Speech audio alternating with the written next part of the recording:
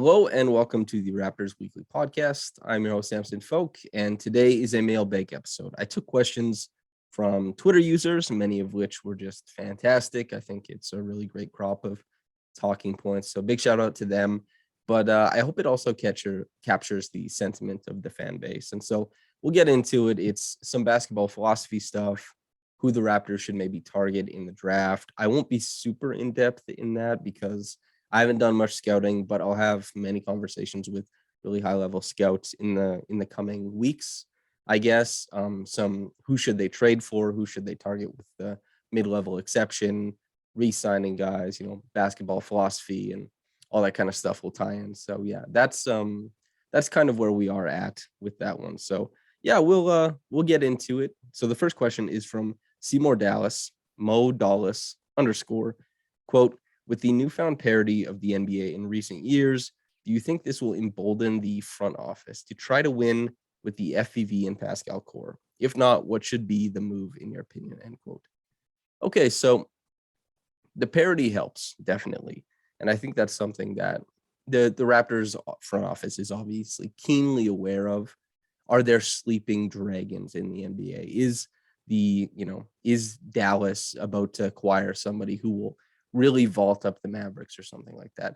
Are the Boston Celtics the new regime in the East? If they pay everybody, keep everybody around, all that kind of stuff. But for the most part, I think that the Raptors are going to give Pascal and Fred VanVleet a shot to steady the ship and then acclimate to whatever version of Scottie Barnes comes along. If Scottie Barnes doesn't pan out as, an absolute all-star and hopefully punching up at like all NBA, on his rookie contract, who knows? But if he doesn't do that, then that means that it's probably not tenable for the Raptors to reach for the stars with Pascal and Fred as their main guys, especially if other guys aren't coming along in a meaningful way.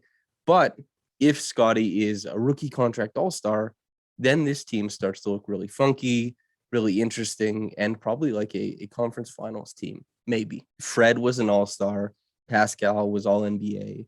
And, if Scottie's an all-star level player, they have guys like OG, Gary Trent, who we'll talk about, in this podcast for sure, as far as like trading stuff, because I think given his contract situation, he's the obvious player that most people toss in trades and stuff like that. And Precious Achiuwa on his rookie scale contract, who I think maybe making an all defense team. There's a lot of room for upward growth on this roster. And so I think it does make sense to kind of allow Pascal and Fred to steady the ship and wait for everybody else to come along, because you can win, an NBA championship with Pascal and Fred on the squad. So I think it's worth a while.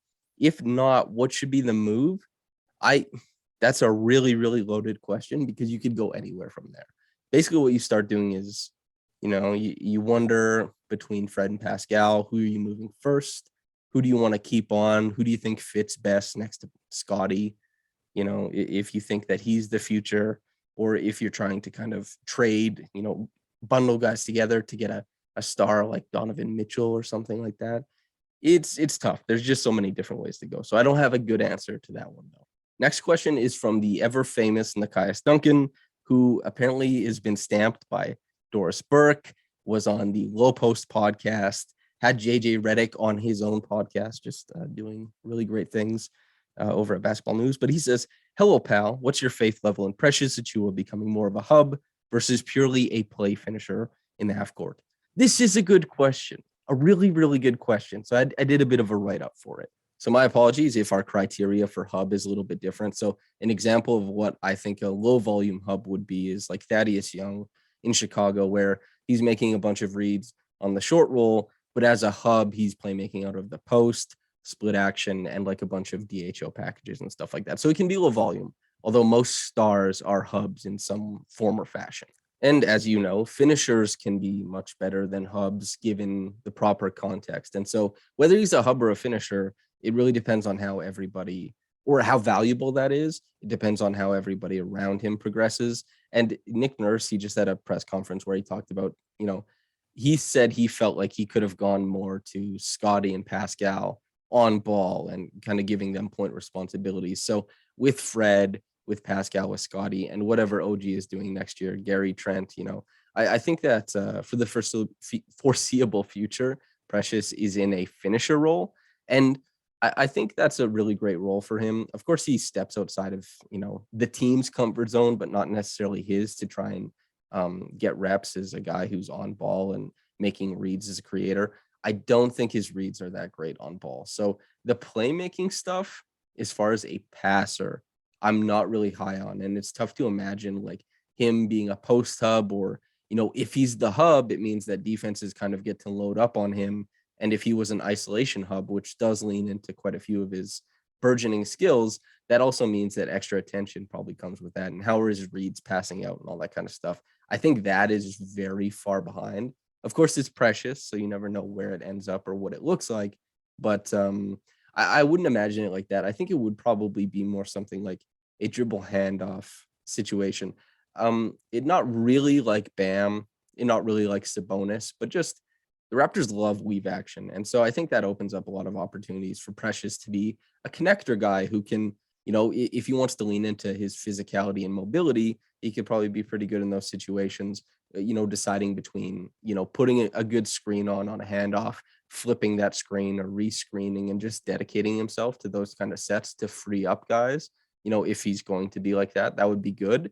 He's a physical guy. He's, an absolute brick. When other guys try to move him on defense, hopefully that could be applied to screen setting, but also the keeper plays. We saw it attacking closeouts above the break, that he's great when he's downhill. He has the fluidity to kind of move around guys who are trying to contend him at the rim, whether it's on the ground with the live dribble or in air. I think that he's looked great. And I think he has the coordination to navigate those spaces on the move. So keeper plays are probably something that could really pop off for him. So that would be perhaps a type of hub for him, but I don't know if that's as expansive as maybe you're looking for. And yeah, more than anything, as we saw in the playoffs, I think that he looked awesome as a finisher, as a guy attacking off of second side action. It really enhances his athleticism. The finishing has come around in a big way, and the shooting, of course. One of the big developments of this season for Precious was that the Raptors didn't have to use him as a roller where he had a really tough time navigating space, and they could use him as a popper, or they could use him to space out. And that simplified his role to these kind of linear possessions. And if you're a hub, I think you have to process a lot of reads and do a lot of stuff. And that is not what Precious has been really good at. He's been really great at processing one read for himself and allowing his talent to make those reads something good. Even when the 76ers went to zone in the playoffs, him flashing middle, and then kind of, Joel Embiid, you're not supposed to be stuck in space or lost in space in the zone, but the way that the 76ers played it, it meant that, he had gaps to attack, and he's just a great athlete. So I think that leaning into the finisher stuff is probably the best way to kind of go about that for him. But, there's plenty of opportunity probably for him to get isolation possessions, just because of the way Nick Nurse likes to develop guys. I guess we probably didn't expect to see as much isolation for Pascal Siakam as we've seen the past 3 years. I mean, he just led the league in isolations. Pascal, he's not Luka, he's not James Harden, he's not those guys, but he led the league in isolations. It's pretty wild. And OG had a way more isolations than, he was. OG was really bad in isolations this year, but he still had a ton of them. So, there's always the potential that Precious, I don't know about isolation hub, but he might get a lot of isolation possessions next year and into the future too, just to see kind of what's popping. Nick Nurse loves when he doesn't have to drop sets or anything. He just can say, hey, create, take this ISO, see what you can do. And so I think that's kind of interesting. But I'm not too hung up on him becoming a guy who makes like a ton of reads or anything, because he makes a ton of reads on defense and a ton of good ones. And I think he's going to hang around like all defense level type of output on that end for quite a few years. And that paired with, the finisher archetype he's kind of filling out with the little bursts of creation that maybe they become big bursts of creation for himself, at least. I think that that packages into a really, really good player. So yes, thank you, Nikias. This was a long answer, but it's one of the most intriguing aspects of the Raptors team building is like, what is Precious? What does he do? So yeah, great question. Okay, this one is from Hoop Goose at Hoop Goose, and he says, quote, Salutations, Mr. Folk. Please perorate targets you would deem acceptable in an exchange for the 33rd pick of this year's draft. Much obliged, Mr. Goose. End quote.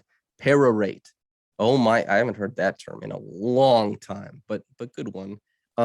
Okay, so I looked up what second round picks have been traded for over the past couple of years. So it's like Matt Thomas and Terrence Davis. The Raptors have obviously been part of those. They got the 45th and 46th pick in last year's draft, trading those. The Houston traded 1 plus cash for Kenyon Martin Jr., who was the 52nd pick the year before. Philly just bought one off of New Orleans last year. Greg Brown and Brandon Boston were both traded for future second rounders plus cash, but they were traded during their own draft.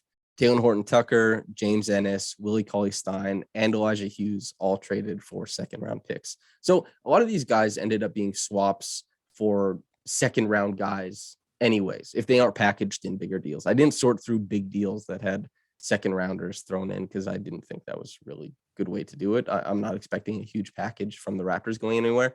And James Ennis and Willie Cauley-Stein kind of stand out as the guys who were found success at the NBA level, were, I think, and on good teams as well. They had found success on good teams and had played minutes, and, you know, they ended up costing a second round pick. So that was interesting. So I tried to look at guys who might be kind of around that, and maybe Trey Lyles is something like that, but I don't even know if the Raptors would be interested in something like that. Jalen Noel seems like somebody who the Raptors, maybe they could try that out, but he seems like he would cost like 2 seconds, and that still might be not paying much for him. I'm really high on Noel. I know you are too, Goose, and many people are starting to come around on him.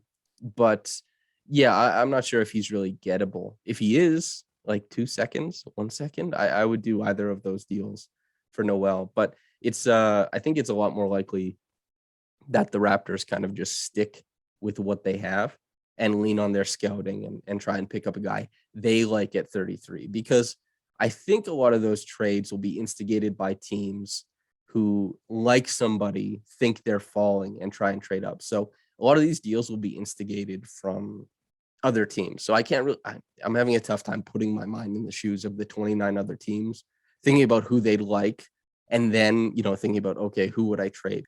And maybe Minnesota is like, oh yeah, we think there's a lottery, maybe even a top 10 value at number 33, and it's a guard or a wing, and they say, okay, you know, we can punt on Noel because we believe in this guy. He's going to take Noel's minutes anyway. Let's see what we can get from the Raptors. And maybe the other teams around those picks said they weren't interested, right? So all that kind of stuff could happen, but it's tough to say specifically. I just think the Raptors are going to bet on their scouting, or it'll be packaged, but I can't really perorate about all that stuff very well. But thank you, Goose. Okay, next one is from Doc Hobo at Dr. Hobo Blues. Big shout out, Doc. Hello, what book you reading? What music you listen?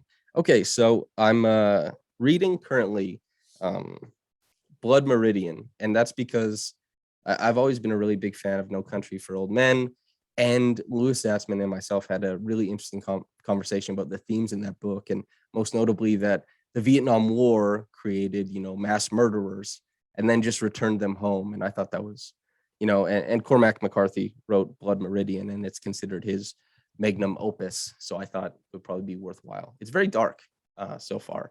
Then Black Jacobin, I butcher the French pronunciation, but the Haitian Revolutionary War. I'm working my way through this. My brother gave this to me. I'm going slower than I should be, but I'm also reading that. Music, Eve Toomer, who Dana actually recommended to me like a year ago, but I'm just starting now.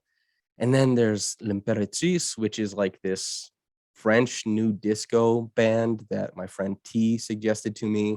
And he also suggested this math rock band called Chon, who I'm listening to. And then there's like this soulful bluegrass rock band called the Teskey Brothers, who I've been listening to. So that's kind of what I've been doing for music and reading. So yeah, thanks.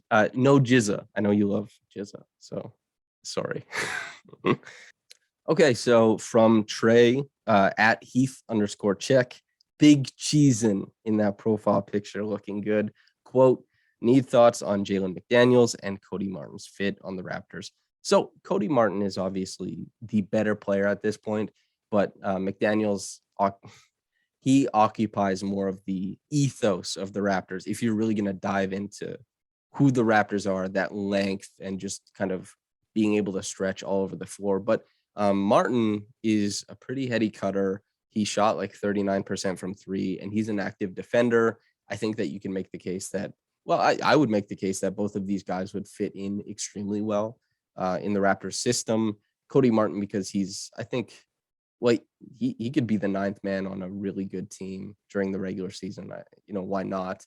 And McDaniels, I think, would have the same thing happen with that happened with Chris Boucher and that happened with Banton, where you see in this defense, that fetishizes length, that these guys suddenly, the best parts of their game get supercharged a little bit, and the worst parts kind of get papered over, because that's what the Raptors defensive ethos is kind of supposed to do. And that's why they're building their team with all of this in mind. So I like both of their fits on the Raptors, I think, but they're both restricted, I believe. So it would have to be a trade. It's not like they could pick a guy up with the MLE or the biennial exception or something like that. But it's interesting.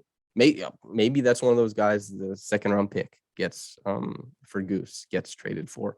But yeah, that's kind of where I'm at with that. So thanks, Trey. Okay, so this one is from God damn it, man, at A90170319. Quote, do you ever feel that OG develops a reliable ISO game combined with off the dribble playmaking to become an all-star level offensive threat, or is he destined to be an elite 3-and-D guy? End quote. Okay, so he's not. This is quibbling maybe, because 3-and-D is more nebulous than it should be, I think. But I don't think that OG is a 3-and-D guy currently at all. He did fail tremendously at isolations this year, but he was a good post hub, and he still, he can get to the rim off of his own dribble, even with, a less than ideal isolation situation. So I don't think that OG's 3-and-D. I think that he's well past that in some regards. It's just clunky. But just because it looks bad doesn't mean it is bad all the time. So the isolations were bad, but he's doing other things off the dribble. He's getting to the rim. And so 3-and-D, I don't think, encapsulates OG, but it's starting to kind of get tough to imagine, just with the balance and the handle limitation, to see him getting to an all-star level now, and especially with the pull-up. Now, guys develop, athletically, guys kind of put it together, especially guys who have such long legs and so many extremities going so many different ways, like OG. But I think that vision that I had of, OG, that many people had of OG as an all-star level player, the potential of it is maybe shrinking away, but that doesn't make me any lower on him as a Raptor. I think he's fantastic. His defense is tremendous. He does so many important things on offense outside of shooting the three, like screening, rolling to the rim. He's a great roller. Maybe we'll see more of that next year, which I talked about in the review / projection that I did for OG. So that was all cool. And, the pull-up shooting and the balance on drives is kind of what's limiting him right now. That's pretty tough to overcome. And there's a bunch of different things that go into that, as far as like shot doctor on the lower half, and just working on balance and being malleable and adaptable in all those situations. But if I had to put money on it now, I don't think so. But why would you, look away from like a 10% chance or something, 10-15% chance? So yeah, I mean, give him hell, OG. You're a really good player. Who knows what happens? I think that's an interesting outcome, but I'm not bullish on it. Okay, next one from at West SS _101. Quote, what are the Raptors looking like cap-wise if they bring back guys like Thad and Boucher? Can they afford a 3-and-D guard / wing, or are they relying on guys like Champagnie and Johnson to step up? End quote. So they can afford to bring back Thad and Boucher. If I'm kind of ballparking what they'll get paid. I don't think they're going to combine for more than like 30 million together or anything like that. And they have their mid-level exception. That's the biggest thing. Because even if they renounce all of this money and, get rid of every single cap hold they have and stuff like that, they're better off paying their guys with bird rights like Thad and like Chris, because they can afford to pay those guys more than they'd make or be able to pay if they renounced everybody. They don't have a lot of cap room. except for the exceptions, like the mid-level exception and the non-taxpayer mid-level exception, by the way, which I believe is 10.8 million. It's tough to get a quality 3-and-D guy for 10.8 million. I mean, you look at guys, you're probably shopping 15, 16 million for guys who are off rookie scale contracts and who are going to play rotation 3-and-D minutes on a good team. I'd assume, this is asked by another person, so I'll save it for them. But I'd assume they look elsewhere with the MLE just because that archetype is like priced out at 10.8 million. That's really tough unless there's somebody who they think they have like a really good beat on, who's underrated. But I don't have that type of intel. I don't know who they're looking at league wide as, a second draft guy or something like that. Because the MLE can be split up to pay, different players. Like it doesn't have to be 10.8 million at once. You can split it up and spend it, in a couple different places. So we'll see about all that. But I don't think they'll get a 3-and-D guard or wing. I'm not expecting that. But that would be really cool. If they didn't have to trade away anybody important and they managed to bring a guy like that in house, I think that's some front office wizardry. Very impressive. Okay, so the next one, I see what you're doing with your username or your display name. I'm not doing it. But at Cyan_924, quote, will the Raptors cut Svi if he opts into his player option, end quote. I don't think they will. It's just, I don't think it's 1.9 million. I don't think they want to cut that for no reason, especially since, maybe Svi has a hot shooting season. He had one season on, I think it was Detroit, where he went 40+%. And, he still has other things going on. And so it's probably more fiscally responsible to just take the 1.9 million with the potential that it does something rather than just eating that cost for a roster spot. But you never know. You never really know. Maybe somebody just like is off the map in training camp or something like that. But yeah, we'll see. Okay, so there's a couple different MLE questions. One is from @Whispering375, and one is from Ice Cold Cam Birch. And so, let's talk about those. Thanks for asking about the MLE. It's always interesting. So I have a couple targets written up here who I think, are probably somebody that they could look at. Some of these guys, like Lonnie Walker, I really don't know. Like he might be priced out of the MLE. That's tough. Lewis and I talked about Lonnie quite a bit on the podcast we did, I guess, at this point, like 12-13, a couple weeks ago.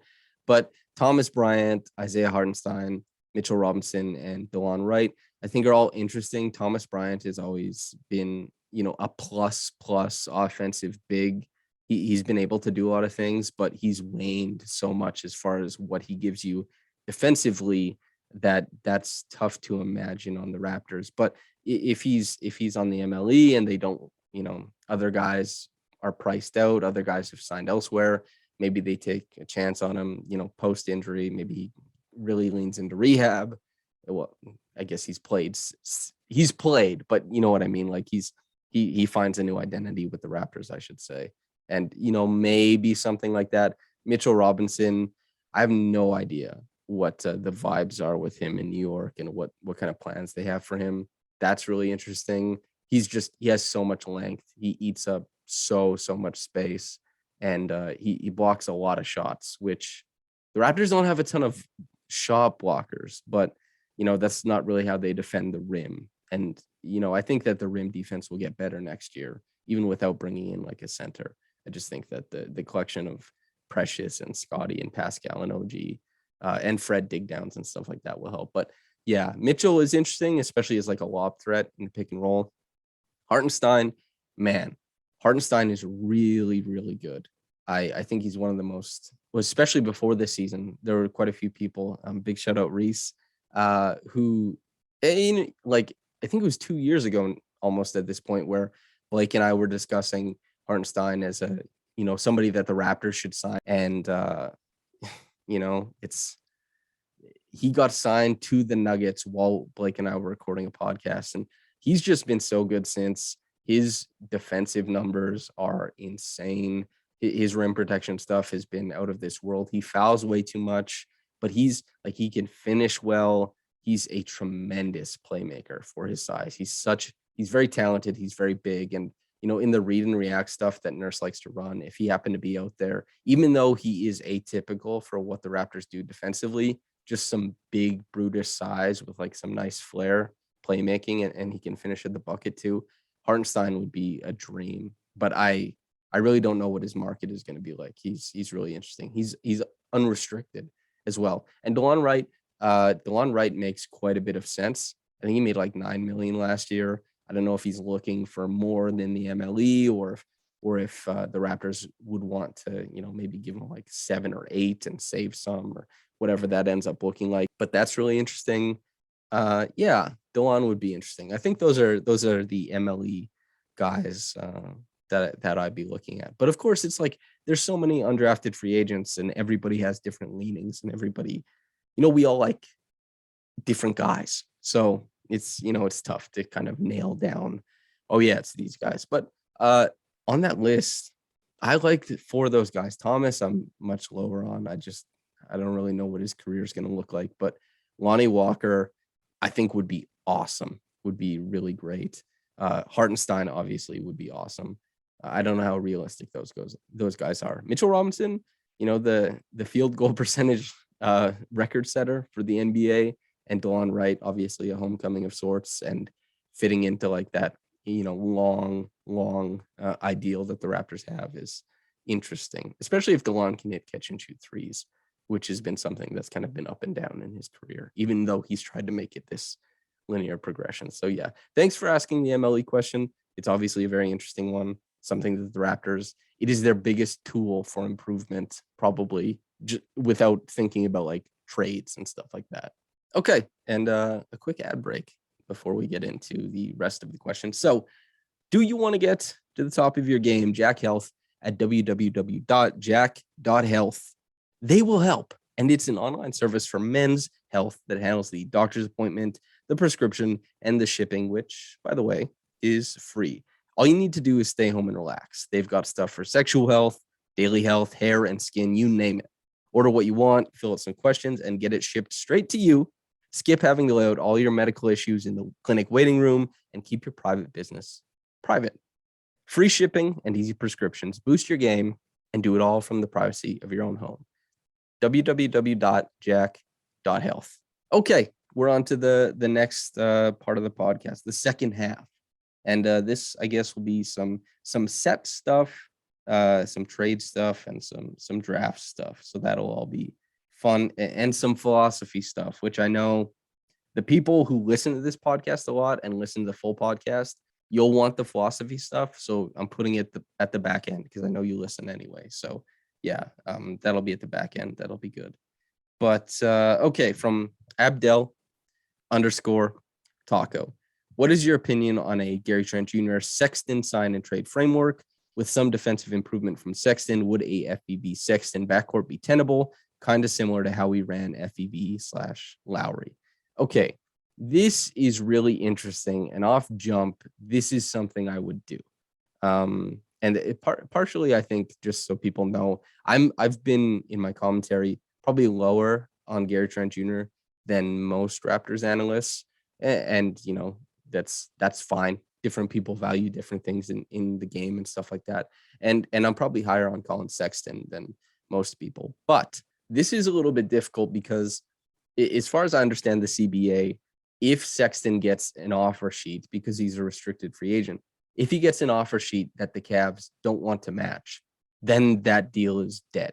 If he gets an offer sheet that, the Cavs think, nope, we don't want Sexton for that much, the Raptors don't have enough money to compete, A, and B, they can't go through with a sign and trade because, in a sign and trade, he has to be signed by the Cavs. So there's a potential of that happening, which just makes this dead in the water. I think that probably Sexton would be expecting between, maybe his team is going to go ask for like 22 to 25.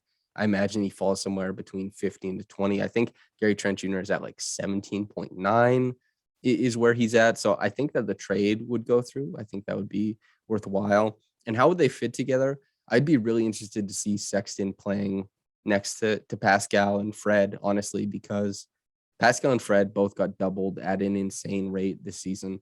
And the Raptors, while they need shooting, and that's what makes this seem kind of tough, is because a team that needs shooting is in this proposal trading away such a great shooter in Gary Trent Jr., albeit inconsistent. And I think that you get a lot of value with Sexton attacking gaps. We kind of saw it with Precious against the 76ers. Precious didn't go off from three in the playoff series. What he did do was beat guys off the bounce and attack closeouts and get all the way to the rim. And that's something that Sexton absolutely will do. And you get, point of attack stuff, defense. I think that, there's like that meme is like dogging him, 100th percentile. I think that is Collin Sexton. I think that he would fit very well in the Raptors scheme, just idealistically, and what he's willing to do and put himself out on the floor. I think that there's potential there.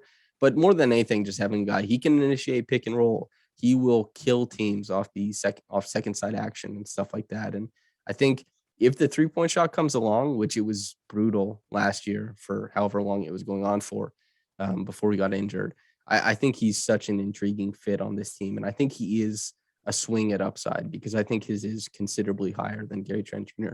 But Gary Trent, on the other hand, is if Gary Trent, those valleys flatten out and he becomes more consistent, and those really hot streaks become something that happens more often, and his valleys aren't as low, you're trading away one of the better shooters in the NBA. That's how good he can be for stretches. And so if that becomes more consistent, that's tough. But the Raptors, for starters, they've put him in a weird situation with his contract where it's kind of a funky contract, right? Like it's a player option in year 3. And so he's going into year 2, and it's not an extension we see very often, but it's the extension he got. And so he could walk next off season. Like he'll be unrestricted just because he signed after his rookie scale. Now he's here and he would be unrestricted. And he's certainly, he'll probably want the bag. And will the Raptors give it to him? Who knows? Would they look to move him at the trade deadline? Who knows? But yeah, they'd have to sign Sexton to a sizable deal though. In that situation, I think a sign and trade has to be at least 3 years for the deal. So yeah, I mean, you're probably looking at between probably $50 and $60 million contract for Sexton, if not more, if Sexton gets what he wants. So that's interesting. But I would do that trade. So yeah, thanks for writing in, Abdel. Good question. From Paolo Serber, quote, how good do you think the team would be in an unlikely no new star all-win situation, like getting a pair of good vets, Kuzma and Melton, Eric Gordon and Rashawn Holmes, John Collins and Justin Holiday, something along these lines, without losing their main players? Okay, I think they would be tremendous. Like any of those groupings, I think probably Kuzma and Melton is probably the most underwhelming of those groupings, but Kuzma is really he fits on a team and he fits on the Raptors. Man, Kuzma would be really nice on these Raptors, actually. And yeah, and Melton is, he's a pretty good guard, especially a point of attack, and he'll give you some stuff on offense. But Eric Gordon, Rashawn Holmes, okay, so he was accused of child abuse, and then stopped playing during the season, and then his partner took their child across state lines when she wasn't supposed to, and then Rashawn Holmes gained custody after the courts in the different areas conferred and looked at the case. And so I don't want to rule, like one way or the other. It's tough because, it's just who knows. So I don't know about Rashawn Holmes, what his situation is for next season or anything like that. But Eric Gordon and Rashawn Holmes, just as basketball players, that's a really, really good addition as well. John Collins, Justin Holiday. But I don't think this is feasible for the Raptors to achieve, especially not losing any of their players. But how good would this team be? Really, really good. And you named like a ton of really good players here, and quite a few of them are underrated. So whatever you're doing, Paolo, as far as like watching basketball, you're picking up on good stuff. So that's fun and good. So thanks for writing in, Paolo. Okay, so one from Carter at C_Movie. Quote, Hi, Sam. Love your work. Not exactly a research question, but would you rather Scottie come back next year with improved off-ball defense, off the dribble mid-range shooting, or a corner three? End quote. I think the improved off-ball defense, because that's where I don't think he has the juice for point of attack defense to be like an unbelievable stopper there. I think that he's his best role, that all defense kind of picture that everybody might have of him. It isn't a guy who's like stepping out on guards like for a bunch of possessions a game and snaking around pick and rolls and stuff, or screens, I should say, and like this mix of like Lou Dort and Matisse Thybulle or something like that. No, I don't think that's really in the cards, but he's, just this massive presence on the weak side. And we see it with Pascal Siakam just covering ground and doing so in a smart, just a way where you're reading the floor in a really great way that's beneficial for your team. And you can mitigate some advantages and still catch up to others. You can cheat in the right places and just be this presence that blows up actions.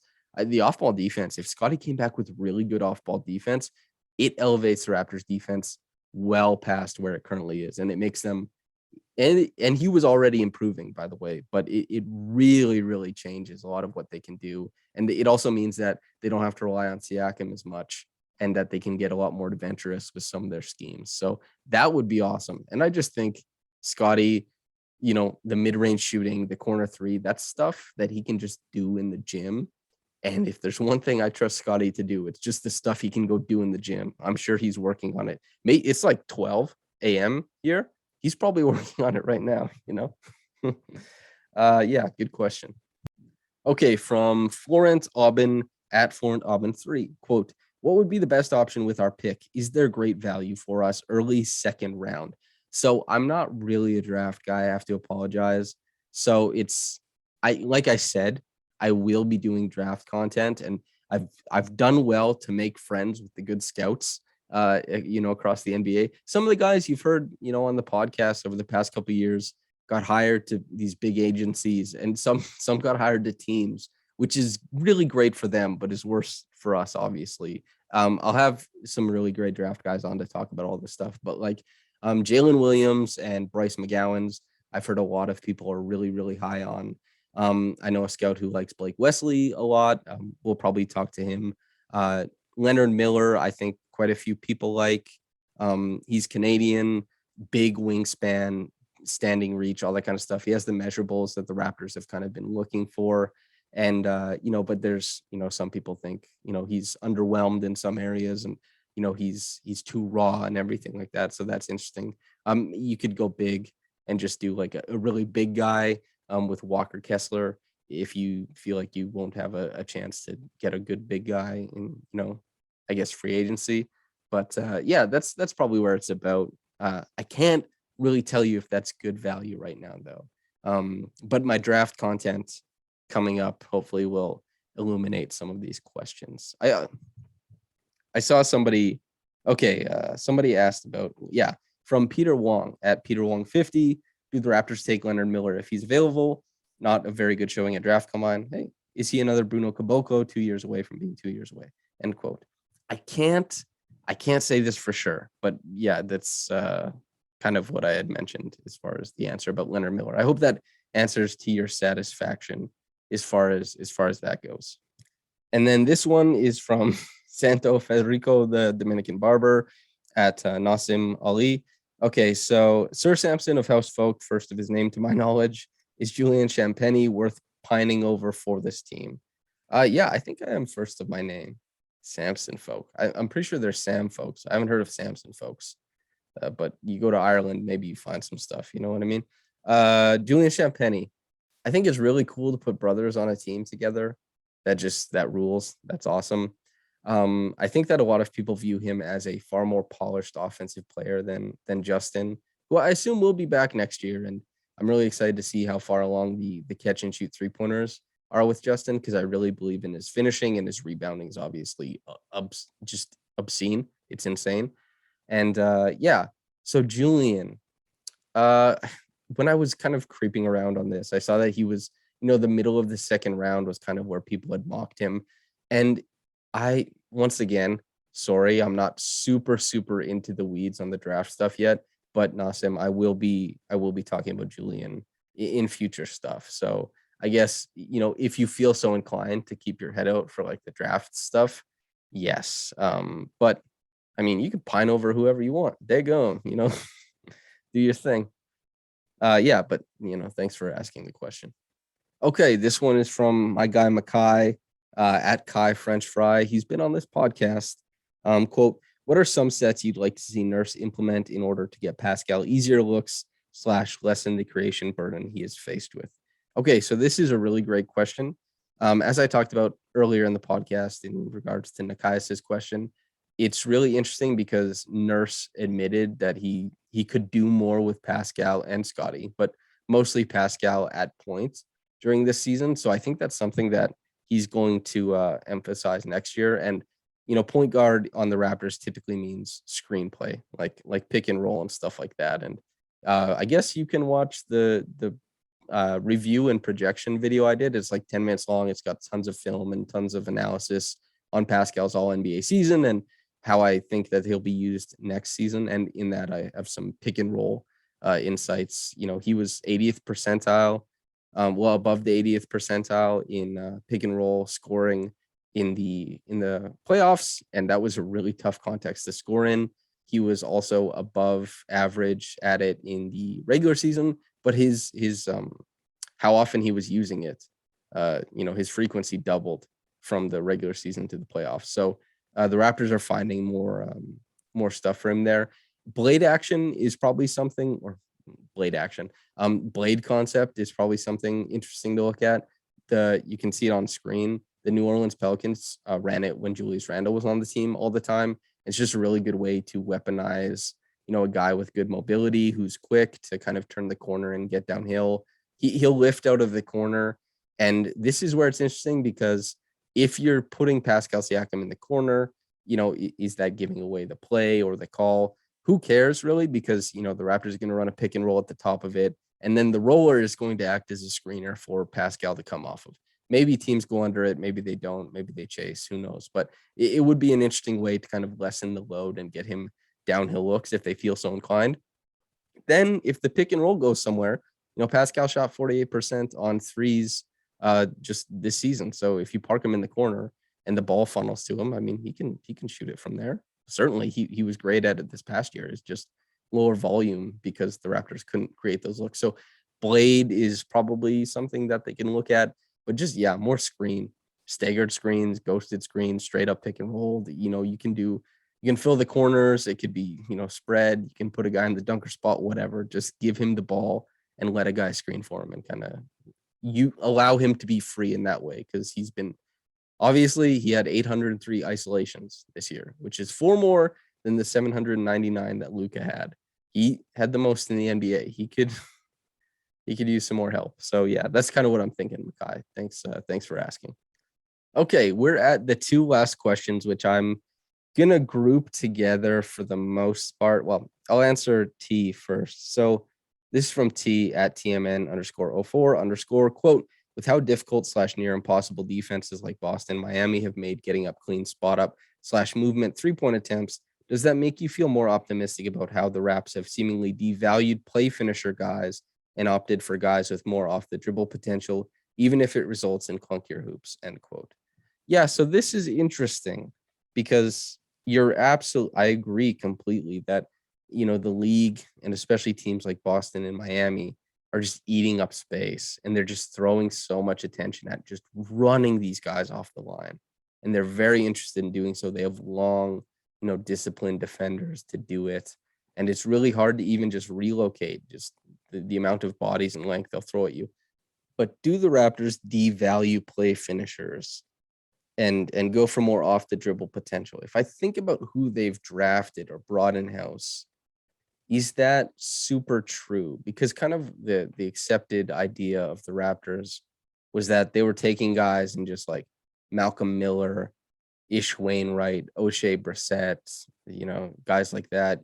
Delano Banton is kind of breaking from the mold. He's more into this season's version. But over the past however many years, the Raptors have taken really limited dribblers. I think, honestly, like OG, despite, you and I both agree that he gets to spots on the court, but that's like a really physical way to go about it. Pascal is just an outlier. He's so special, especially considered where he was drafted. It's tough to use him as the rule to judge guys by. But when I think of Precious and the bet they made on him and the freedom they started to allow him, if we're using that as how the Raptors might operate going forward, then that's great because the NBA had, defenses had trouble adjusting to the skip pass when LeBron first started slinging that around. And then they had trouble adjusting to the pass after the skip pass and this connective passing that followed that kind of Utah during the regular season, these huge blown up offensive ratings kind of exemplify.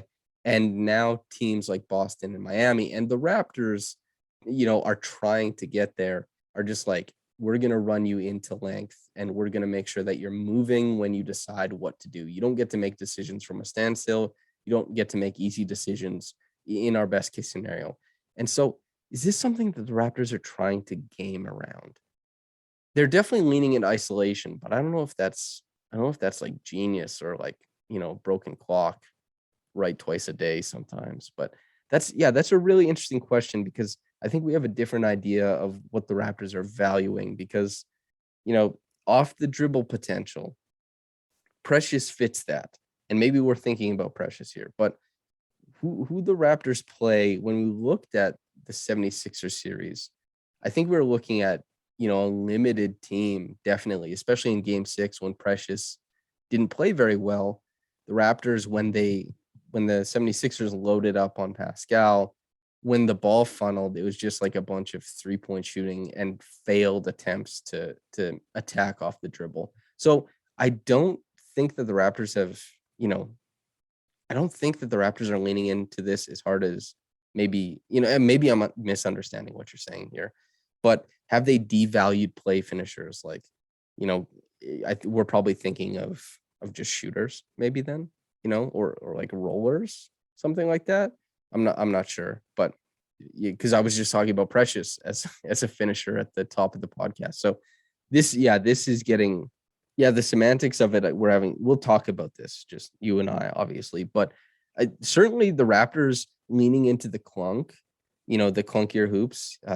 That's something Lewis and I talked about so much, is kind of leaning into the clunk and grinding your way out of situations that, other teams, if they played, Phoenix, they play like this really heavy stylistic framework that's very, very drawn up and very, very practiced and everything like that, but kind of got blown up, especially by, the Dallas defense just being so malleable and just like, nope, we're going to deny your actions and then recover. Deny, recover. We're going to blow it up and make you try and freelance. And maybe that's what you're saying, is like having guys who freelance.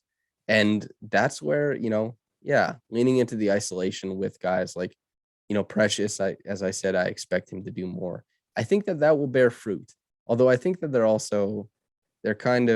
they're leaving stuff on the floor by not introducing more potent actions. Sometimes the read and react stuff is a big ask of a lot of different players, especially since they're just saying, go create the advantage. But maybe that's a little bit different next year as far as who they give screens to and stuff like that. But as I know, screen merchant, stuff like that. But yeah, that's a really interesting question. I don't have a very good answer, I don't think. But the first half, I think, is, you make a great point, is just how hard it is to secure 3-point attempts for guys, or just like shots at all for guys who can't get to the bucket on their own, who can't break through that line of defense and then go make a contested layup at the rim. NBA defenses are putting you in that position, like, do that or don't score, or hit really hard contested 3-pointers. So yeah, I think you're bang on with that. We'll obviously get into the semantics of the second half, just you and I. Last question from Joe Wolfond. Oh, Joe, the very best. So Joe Wolfond says, quote, where do you see the NBA's stylistic trend lines pointing, and to what extent and in what ways do you feel the Raptors are swinging with that current versus against it? Okay, let's start with against it. They don't shoot threes very well. And the NBA, you gotta hit some threes. Like, Boston beating Milwaukee, it doesn't just come down to Grant Williams cashing triples, but Grant Williams cashing triples helped a lot. When the Raptors lost in the bubble, Marcus Smart hitting triples helped a lot.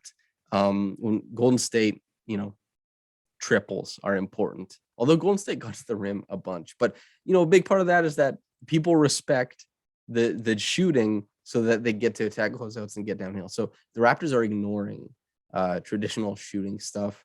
They're ignoring rollers. They're just ignoring classic pick and roll stuff because they don't have a quality.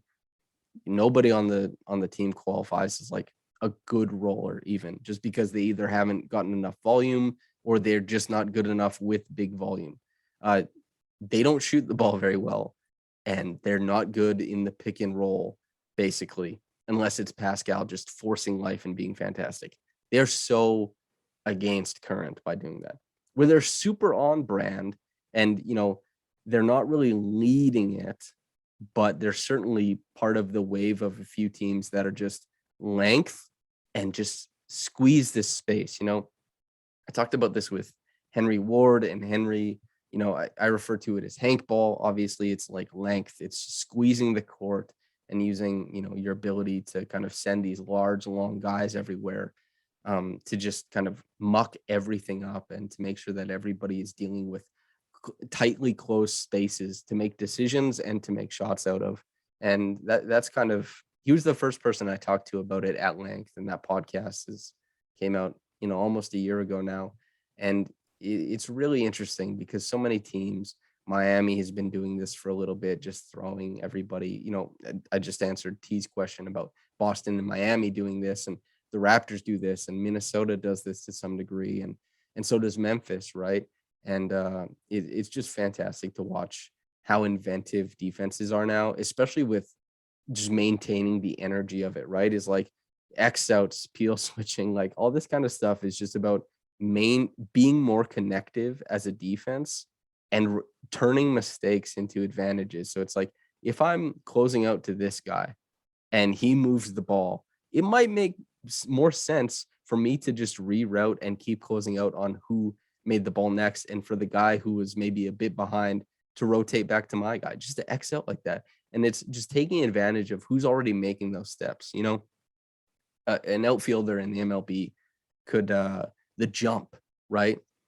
And roots efficiency and all this kind of stuff is like, that's everything. But the jump, you can get to a ball way farther away if you get a good jump. And so when teams are Xing out and doing like peel switching and stuff like this, and especially with long players, they're just covering way more ground and running guys off the line and still sending other guys to recover to those lanes and having that guy reroute and kind of get back into space. So the Raptors are so into that, and that's the future of NBA defense. Well, it's the now. I mean, look at, where Boston is, where Miami is and stuff like that. And Memphis, they punched up against guys, and Dallas plays, this really, switchy, rotation-y brand of defense as well. So I think that's where the Raptors are definitely with the trend, and maybe turnovers, that becomes a bigger thing.